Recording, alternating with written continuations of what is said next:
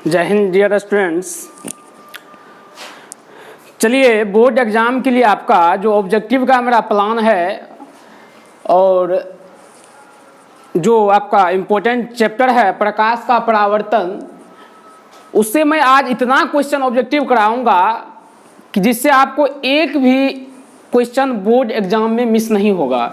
यानी कि ये जो आज मैं आपको बताने जा रहा हूँ टोटल क्वेश्चन इसी के अंतर्गत आएंगे आपको बोर्ड एग्जाम में। यानी कि आप देखिए 100% पूछने की गारंटी। कहने का मतलब ये है कि इससे बाहर क्वेश्चन इस चैप्टर से नहीं जा सकता है। ये चैप्टर का जो आज मेरा टोटल क्वेश्चन है जो सब्जेक्टिव के अंदर छुपे रहते हैं, जिसपे छात्रों का ध्यान नहीं पड़ता है, आज टोटल चैप्टर पूरा चैप्टर का मैं ऑब्जेक्टिव निकाल के आपको बताने जा रहा हूं, उसका विश्लेषण करने जा रहा हूं। तो आप ध्यान से सुनिए और हमारे चैनल से लगातार जुड़े रहिए। चलिए, मेरा जो पहला क्वेश्चन है प्रकाश का परावर्तन का जो मेरा ये चैप्टर है, इससे संबंधित जो मेरा पहला क्वेश्चन है वो कह रहा प्रकाश सीधी रेखा में गमन करती है। इस टाइप के क्वेश्चन आपको बराबर पूछे जाते हैं कि प्रकाश कैसी रेखा में गमन करती है, तो आपको याद रखना होगा प्रकाश सीधी रेखा में गमन करती है। चलिए, दूसरा मेरा जो ऑब्जेक्टिव है कह रहा प्रकाश ऊर्जा का एक रूप है। बिल्कुल, ये प्रकाश जो है क्या है, ऊर्जा का एक बहुत बड़ा रूप है। समझ रहे हैं ना। जैसे एग्जाम्पल के तौर पे आप समझ सकते हैं कि आप अपने घर में छत पे सौर प्लेट लगाते हैं, उसमें क्या होता है, सौर प्लेट धूप से क्या होता है, वो रोशनी ही ना, प्रकाश ही है ना, उससे क्या होता है, उसमें एब्जॉर्ब होता है सौर प्लेट में, उससे क्या होता है रासायनिक ऊर्जा में बदल के, जिससे हम क्या करते हैं, बल्ब जलाते हैं, मोबाइल चार्ज करते हैं, विभिन्न तरह का कार्य करते हैं। यानी कि प्रकाश ऊर्जा का एक रूप है। बिल्कुल सही बात है। अब दूसरा जो अगला मेरा मतलब ऑब्जेक्टिव है वो कह रहा प्रकाश एक विद्युत चुंबकीय तरंग है। बिल्कुल, आपने पहले ही अभी जाना, अभी मैंने तुरंत बताया कि प्रकाश ऊर्जा, ये जो प्रकाश है ऊर्जा का एक रूप है। कैसे? तो प्रकाश से क्या होता है, सौर प्लेट में प्रकाश जो है ये ऊर्जा के रूप में संचित होता है, उससे क्या होता है रासायनिक ऊर्जा में परिवर्तन होता है, जिससे क्या होता है आप मोबाइल चार्ज कर सकते हैं, पंखा चला सकते हैं, बल्ब जला सकते हैं। तो ये क्या है, विद्युत ही है ना, उससे विद्युत उत्पन्न हुआ, वो जो मैंने है करंट का फ्लो करवाया तब ना जो है पंखा चलने लगा, बल्ब जलने लगा। तो इसलिए प्रकाश एक विद्युत चुंबकीय तरंग है। तो याद रखनी होगी आपको कि प्रकाश किस तरह का तरंग है, विद्युत चुंबकीय तरंग है। चलिए, बहुत ही इंपॉर्टेंट ये क्वेश्चन है, बहुत ही इंपॉर्टेंट, जो कि बोर्ड एग्जाम में कई बार पूछा गया है। फिर अगला जो मेरा है, किरणों के समूह को किरण पुंज कहते हैं।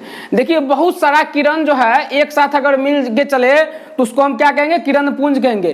किरण पुंज का दूसरा नाम है प्रकाश पुंज या किरण माला। प्रकाश पुंज या किरण माला। तो याद रखनी होगी कि किरण पुंज, प्रकाश पुंज और किरण माला, ये सारी जो है बात एक ही बात है। किरणों के समूह को किरण पुंज कहेंगे या कहेगा किरण माला किसे कहेंगे, तो वही बात है। किरणों के समूह को किरण माला कहेंगे या प्रकाश पुंज कहेंगे, तो किरणों के समूह को प्रकाश पुंज कहते हैं। चलिए, मेरा जो है अगला है ऑब्जेक्टिव करा किरण पुंज 3 प्रकार के होते हैं। किरण पुंज कितने प्रकार के होते हैं, 3 प्रकार के होते हैं। अब सारी किरण पुंज, अभी सारी किरण पुंज और समांतर किरण पुंज। देखिए, ये जो है सब्जेक्टिव क्वेश्चन में भी पूछा जाता है कि किरण पुंज क्या है और यह कितने प्रकार के होते हैं, तो लिखिए। तो चलिए थोड़ा सा मैं हिंट्स कर देता हूं। अब सारे किरण पुंज क्या होता है, देखिए एक छोटा सा ये बिंदु है, मान लेते हैं मेरा यह बल्ब है। इससे क्या होगा, प्रकाश की किरण निकलेगा और चारों ओर क्या होगा, सभी दिशाओं में फैल जाएगी। यानी कि देखिए, एक बल्ब मैंने लगाया, वहां से प्रकाश की किरण निकली और सभी दिशा में फैल गई। जब प्रकाश की किरण एक बिंदु से निकलकर सभी दिशा में फैल जाती है तो ऐसे किरण पुंज को हम अपसारी किरण पुंज कहते हैं। फिर इसी का उल्टा है अभिसारी किरण पुंज।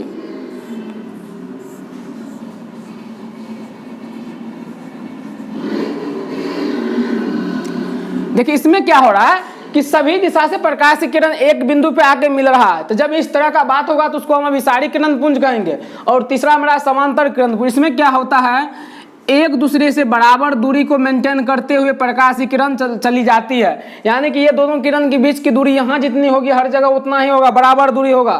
समझ रहे ना। तो समांतर किरण पुंज इस तरह का होता है। इसको हम डिफाइन करके इस तरह से बोल सकते हैं कि जब प्रकाश किरण एक दूसरे से समान दूरी मेंटेन करते हुए जाती है या जब प्रकाश की किरण एक दूसरे के समांतर जाते हैं तो उसे हम समांतर किरण पुंज कहते हैं। देखिए, तीनों किरण पुंज को मैंने समझ लिया। चलिए, अगला है कि जिस पदार्थ से प्रकाश की किरण पार कर सकता है उसे पारदर्शी कहते हैं। यानी कि जिस पदार्थ से पार कर जाएगा। अब बात करते हैं पारदर्शी पदार्थ क्या होता है, हवा होता है। हवा में अगर कहीं भी कोई वस्तु रखा रहे तो वो हमको दिख जाता है। इसका मतलब क्या, हवा जो है इससे प्रकाश किरण आसानी से पार कर सकता है और हवा में जो भी वस्तु उसको हम देख पाते हैं। इसी तरह का और भी उदाहरण है पारदर्शी का, पानी हो गया। पानी के अंदर भी कोई वस्तु रखी है तो उसे हम देख लेते हैं, यानी कि साफ पानी होना चाहिए। तो इसका मतलब है कि वो पानी के अंदर रखी वस्तु को हम देख रहे हैं, इसका मतलब उस वस्तु पे प्रकाश की किरण जा रहा है। क्योंकि प्रकाश का जो डेफिनेशन है वो है कि प्रकाश की उपस्थिति में हम किसी वस्तु को देख सकते हैं, यानी कि जिसकी उपस्थिति में हम किसी वस्तु को देखते हैं उसे प्रकाश कहते हैं। सिंपल सा बात है। इसका मतलब है कि पानी के अंदर कोई जो पदार्थ रखा हुआ, कोई जो वस्तु रखा हुआ है, उस पर प्रकाश की किरण पड़ रही है तभी तो मैं उसे देख रहा हूं। तो इसका मतलब पानी भी मेरा क्या है, स्वच्छ पानी, पारदर्शी है। अब बात करते हैं शीशा का। ये सिंपल सा जो शीशा होता है, कांच होता है, वो भी क्या होता है, मेरा पारदर्शी होता है। शीशा के भी इस पार से उस पार के वस्तु को आप देख सकते हैं आसानी से। और बहुत ये सारे उदाहरण है पारदर्शी का, तो याद रखेंगे। फिर वो पारदर्शी, जिस पदार्थ से प्रकाश किरण पार नहीं कर सकता उसे वो पारदर्शी है। सिंपल सा बात है कि जो आपके सामने कोई ऐसा वस्तु रख दिया जाए जिससे कि उस वस्तु के उस पार का कोई भी चीज नहीं दिखाई दे, समझ रहे, जैसे कि दीवार के पास अगर हम खड़े हो जाए, दीवार से उस साइड क्या रखा है नहीं रखा वो हमें दिखाई नहीं देता है। तो ये सारा उदाहरण हो जाता है आपका अपारदर्शी का। अब जिस पदार्थ से प्रकाश किरण का कुछ ही भाग पार कर सकता है उसे पारभासी कहते हैं, यानी कि थोड़ा बहुत पार करेगा और नहीं भी करेगा। तो उस तरह के हम घटना क्या कहते, उस तरह के वस्तु को हम क्या कहेंगे, पारभासी कहेंगे। तो पारभासी का उदाहरण क्या है, जैसे कि बहुत क्वेश्चन में पूछा जाता है कि तेल लगा कागज है, क्या है, पारदर्शी, अपारदर्शी, पारभासी या इनमें सभी। तो ये सारा जो उदाहरण है, तेल लगा कागज या घिसा हुआ कांच या कुहासा का बात किया जाए, तो ये सारी हमारा जो उदाहरण ये पारभासी का है। तो याद रखेंगे कि पूछा जाएगा कि जिस पदार्थ से प्रकाश किरण का कुछ ही भाग पार कर सकता है उसे पारभासी कहते, या इसका क्या करेगा, एग्जाम्पल दे देगा और पूछेगा ये है क्या। जैसे कि मैंने अभी कहा कि तेल लगा कागज क्या है, पारदर्शी, अपारदर्शी, पारभासी या इनमें सभी। तो आपको इस तरह के सारे उदाहरण को याद रखने होंगे और बारीकी से समझना होगा, इसमें आप कंफ्यूजन न करें, समझ रहे, पारदर्शी, अपारदर्शी, अपारदर्शी, ये सब छोटा छोटा आपका जो क्वेश्चन है। और ये सारे क्वेश्चन अगर बोर्ड एग्जाम में पूछ दिए तो समझिए कि ये सब आपका प्लस पॉइंट है, ये आसानी से नंबर लाने का एक तरीका है।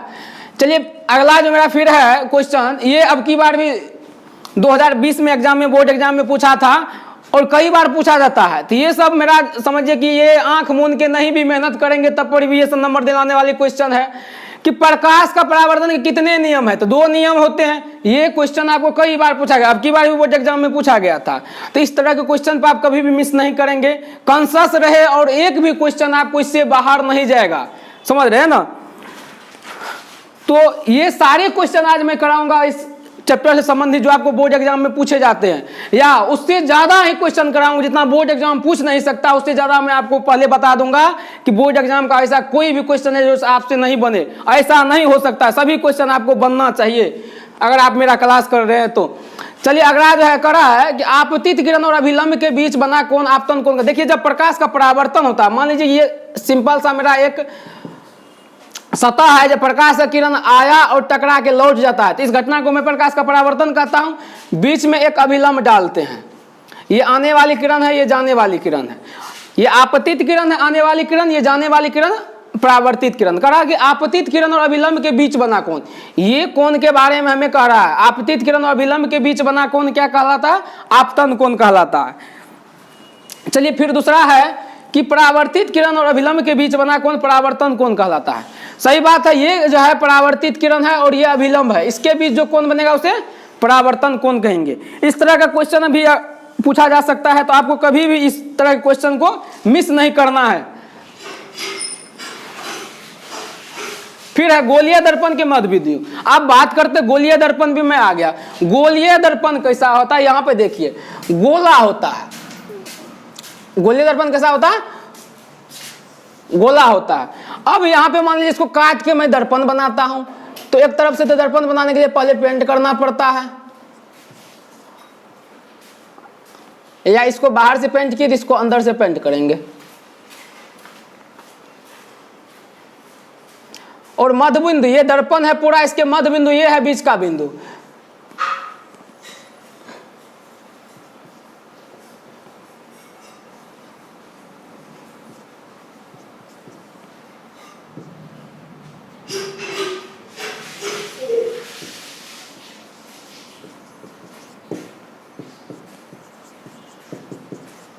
चलिए ये गोलीय दर्पण, ये भी दर्पण है गोलीय, ये भी मेरा क्या है गोलीय। दोनों में देखिए मध्य बिंदु ये है और इसको मैंने पी से दिया। पी मतलब क्या है पोल, तो इसलिए कहा गोलीय दर्पण के मध्य बिंदु को ध्रुव कहते हैं। बिल्कुल यही जो पी है इसको ही ध्रुव कहते हैं, यानी कि ध्रुव को ही पी से दिखाते हैं, जिसको पोल कहते हैं। तो गोलीय दर्पण के मध्य बिंदु को हम क्या कहते हैं, ध्रुव कहते हैं। चलिए फिर मेरा नेक्स्ट क्वेश्चन जाकर गोलीय दर्पण की फोकस दूरी उसकी वक्रता त्रिज्या की आधी होती है, यानी गोलीय दर्पण की फोकस दूरी उसकी वक्रता त्रिज्या की आधी होती है। फोकस दूरी जो है वक्रता त्रिज्या की आधी। यहाँ पे देखिए ये जो आपका सूत्र है F बराबर R, तो ये कह रहा है कि फोकस दूरी किसके बराबर होती है, तो वक्रता त्रिज्या की आधी के बराबर होती है। याद रखिए इसको कई तरह से घुमा फिरा के पूछा जाता है, सभी को मैं अभी तुरंत क्लियर करूंगा तुरंत। अगला है अवतल दर्पण की फोकस दूरी और वक्रता त्रिज्या ऋणात्मक होती है। बिल्कुल होता क्या है, जैसे देखिए ये मेरा उत्तल दर्पण है, ये मेरा अवतल दर्पण है। नई कार्तीय चिन्ह परिपाटी जो है उसके अनुसार हम क्या कहते हैं, दर्पण इस तरफ से सजाते हैं और दर्पण के बाईं ओर वस्तु को रखते हैं इधर। तो मेरा प्रकाश किरण इधर से ही जाएगा, तो प्रकाश किरण इधर से जाता है। सिंपल समझिए कि ये दर्पण है मेरा, इसके दाईं ओर का जो भी मेरा दूरी है वो होगा धनात्मक और बाईं ओर का जो भी दूरी होगा वो होगा ऋणात्मक। तो इससे इधर का जो दूरी मापेंगे वो ऋणात्मक, इससे इधर का भी धनात्मक। तो इधर देखिए ये उत्तल दर्पण है, इसका क्या है फोकस दूरी, P से लेके F तक की दूरी को फोकस दूरी कहते हैं और P से लेके C तक की दूरी को वक्रता त्रिज्या कहते हैं। ये दोनों देखिए इस साइड है, तो क्या होगा उत्तल दर्पण का क्या होता है, उत्तल दर्पण का धनात्मक होता है और अवतल दर्पण के इस साइड है, प्रकाश किरण इधर से जाएगा। तो P से जो इधर की दूरी मापेंगे वो होगा धनात्मक, अब P से तो हम इधर की दूरी माप रहे हैं फोकस दूरी और वक्रता त्रिज्या का, तो ये क्या होगा ऋणात्मक होगा। इसलिए मैंने लिखा कि अवतल दर्पण की फोकस दूरी और वक्रता त्रिज्या ऋणात्मक होती है और उत्तल दर्पण की फोकस दूरी और वक्रता त्रिज्या धनात्मक होती है। चलिए अब जो अगला मेरा फिर क्वेश्चन है जो आपको बहुत ही जरूरी है, ये तो आप समझिए अभी झांकी, अभी बहुत आपको क्वेश्चन बाकी है जो बहुत इंपॉर्टेंट है आपको बोर्ड एग्जाम के लिए।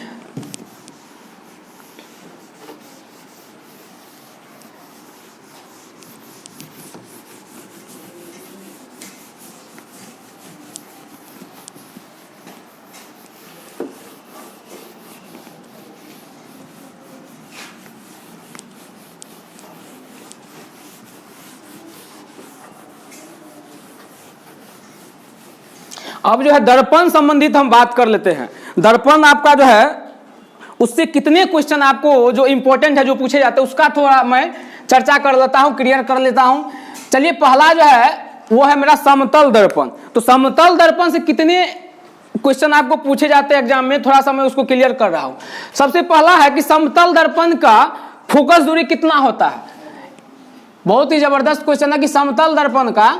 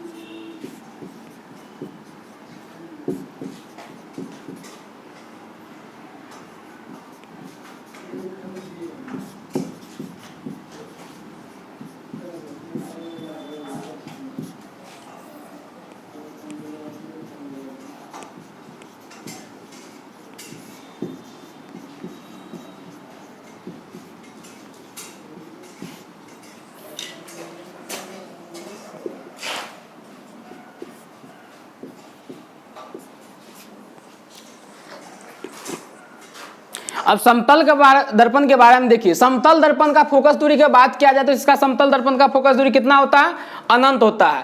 फिर देखिए अगला पॉइंट जो है, समतल दर्पण का आवर्धन कितना होता है, तो 1 होता है। ये हमेशा धनात्मक होता है, प्लस में होता है 1 इसका जो आवर्धन है। अब बात है अगला जो मेरा ऑब्जेक्टिव है वो कह रहा है कि जब दो समतल दर्पण समांतर हो, समांतर मतलब एक दूसरे से, देखिए ये दो को मेरा समतल दर्पण लगा दिया, इस यहाँ दोनों के बीच जितना दूरी है यहाँ भी उतना होगा, यानी कि यहाँ भी उतना होगा, हर जगह क्या होगा, दोनों के बीच की दूरी बराबर होगा, समान होगा, तब ये समांतर हुआ। जब दो समतल दर्पण एक दूसरे के समांतर है और उसके बीच तब कोई वस्तु आता है तो उसका कार्य कितना प्रतिबिंब बनेगा, तो उसका जो है दर्पण में अनंत प्रतिबिंब बनता है। जब दो समतल दर्पण एक दूसरे के समांतर हो तब उसके बीच कोई वस्तु हो तो उसका प्रतिबिंब उस दर्पण में अनंत बनता है। फिर अगला है समतल दर्पण में, मतलब समतल दर्पण किसी वस्तु का समान आकार का काल्पनिक प्रतिबिंब बनता है। आपको क्वेश्चन देखिए ये कई तरीका से पूछा जाता है। मैंने लिखा समतल दर्पण किसी वस्तु का समान आकार का काल्पनिक प्रतिबिंब बनाता है। अब इस तरह से क्वेश्चन भी पूछा जाता है कि किस दर्पण में वस्तु के बराबर आकार का काल्पनिक प्रतिबिंब बनता है, यानी कि किस दर्पण में वस्तु के बराबर आकार का काल्पनिक प्रतिबिंब बनता है। तो आपको ये याद रखना होगा कि समतल दर्पण ही समान आकार का काल्पनिक प्रतिबिंब बनाता है। और एक चीज मैं क्लियर करना चाहता हूं कि समतल दर्पण में कभी भी वास्तविक प्रतिबिंब नहीं बनता, तो वास्तविक का चर्चा ही नहीं करना है। याद रखना है कि समतल दर्पण में बराबर समान आकार का, वस्तु के बराबर आकार का काल्पनिक प्रतिबिंब बनता है। तो कभी भी क्वेश्चन पूछा जाए कि किस दर्पण में वस्तु के समान आकार का काल्पनिक प्रतिबिंब बनता है, तो समतल दर्पण होगा।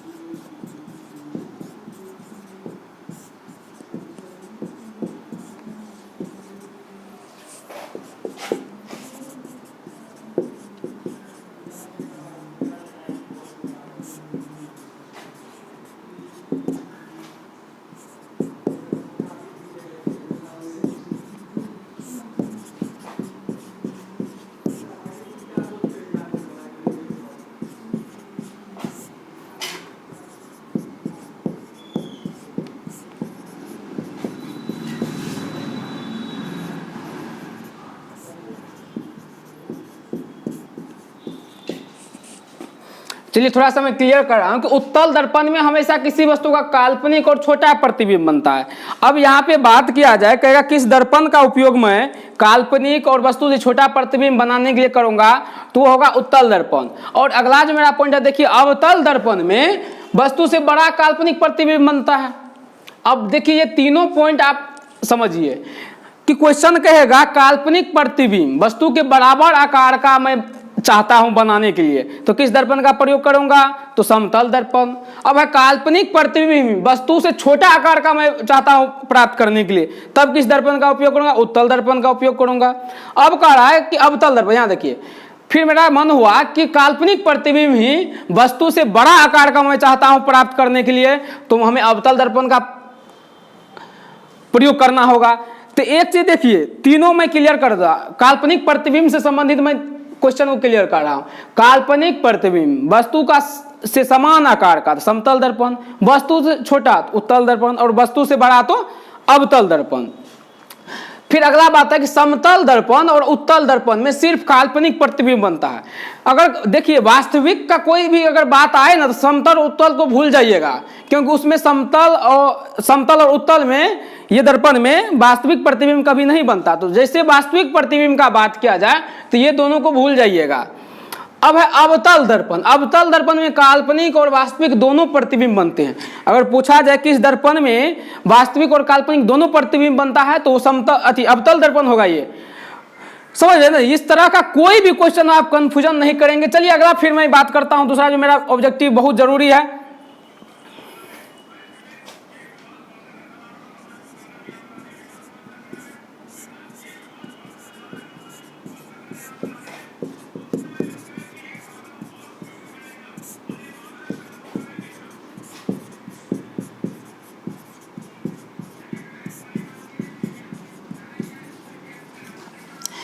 दाढ़ी बनाने में अवतल दर्पण का प्रयोग होता है, या हजामत के रूप में पूछेगा किस दर्पण का उपयोग होता है, तो ये अवतल दर्पण होगा। समझ रहे हैं ना? तो हजामत के रूप में कहे या दाढ़ी बनाने के रूप में कहे, तो हमें अवतल दर्पण ही आंसर लेनी होगी हमेशा।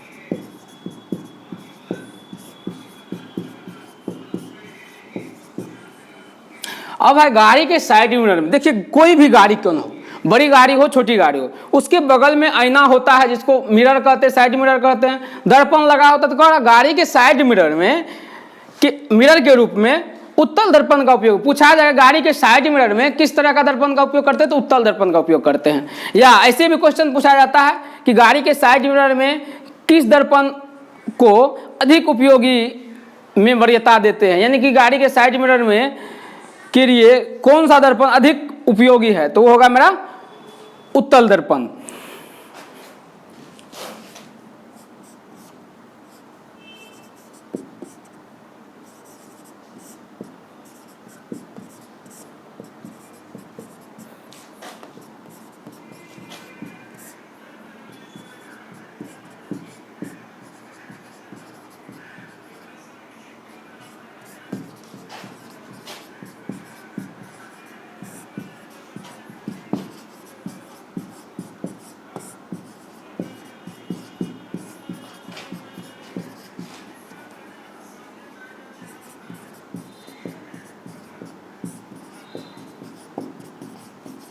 अब देखिए अगला जो मेरा ये पॉइंट है, आंख कान नाक गला दांत।